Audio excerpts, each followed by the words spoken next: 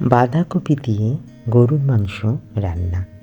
প্রথমেই কুচি করে কেটে রাখা বাঁধাকপি লবণ দিয়ে সিদ্ধ করে রাখব।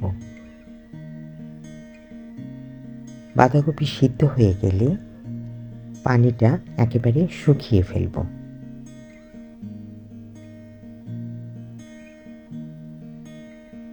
সিদ্ধ বাঁধাকপি একপাশে রেখে চুলায় হাঁড়ি বসিয়ে তেল দিয়ে দেব 1 কাপ। তেলের মধ্যে ফোড়ন দিব 1 চা চামচ জিরা, 1টি তেজপাতা, 2টি বড় এলাচ আর 4 ইঞ্চি সমান একটি দারচিনি। ফোড়ন ভাজা হয়ে গেলে দিয়ে দেব 2 কাপ পেঁয়াজ কুচি। পেঁয়াজ কুচি যখন নরম হয়ে আসবে তখন 2 টেবিল চামচ করে আদা ও রসুনের পেস্ট দিয়ে দেব। আদা রসুনের পেস্ট পেঁয়াজের সাথে ভালোভাবে কষিয়ে নেব যেন কাঁচা গন্ধটা না থাকে। পরিমাণ মতো লবণ দিয়ে দেব। 1 টেবিল চামচ মরিচ গুঁড়া, হাফ টেবিল চামচ হলুদ, 1 চা চামচ করে জিরা ও ধনের গুঁড়া দেব। দিয়ে মশলাগুলো বেশ কিছুক্ষণ কষাবো। যখন তেল ভেসে উঠবে তখন দিয়ে দেব 2টি টমেটো কাটা। টমেটোগুলো মশলার সাথে বেশ কিছুক্ষণ কষাবো।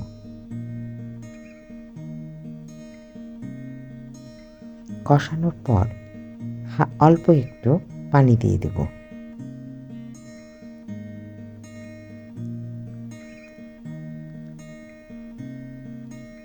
পানি দিয়ে নাড়াচাড়া করার পর দিয়ে দেব 1 কেজি গরুর মাংস।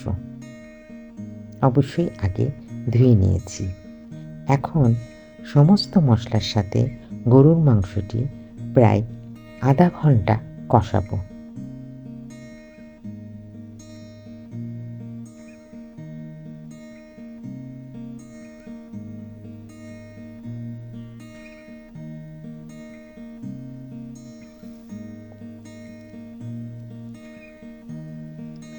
কষানো যখন শেষ হয়ে আসবে তখন দিয়ে দেব 10-12 টুকরা আলু। আলু দিয়ে আবারও একটু কষাবো।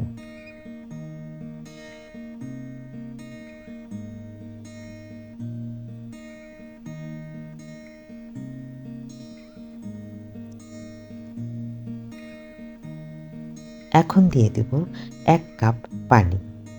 পানি দেওয়ার পর রান্না করব 1 ঘন্টা মাংস এবং আলু সিদ্ধ হওয়ার জন্য।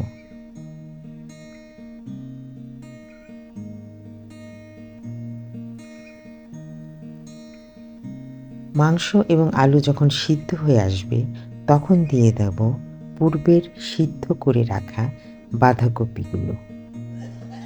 বাঁধাকপিগুলো দেওয়ার পর আস্তে আস্তে মাংসের সাথে বাঁধাকপিগুলো মিশিয়ে দেব।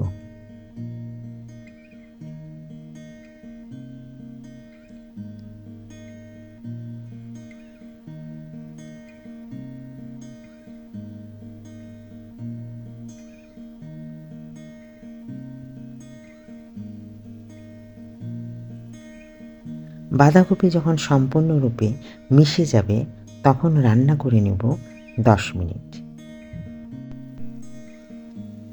10 মিনিট পর কাঁচামরিচ ছিটিয়ে দেব এবং ঢাকনা দিয়ে দমে রেখে দেব আরও 10 মিনিট। 10 মিনিট পর বাঁধাকপি দিয়ে গরুর মাংস রান্না সম্পূর্ণ হয়ে যাবে। এই রান্নাটি গরম ভাতের সাথে অপূর্ব লাগে। ধন্যবাদ সকলকে।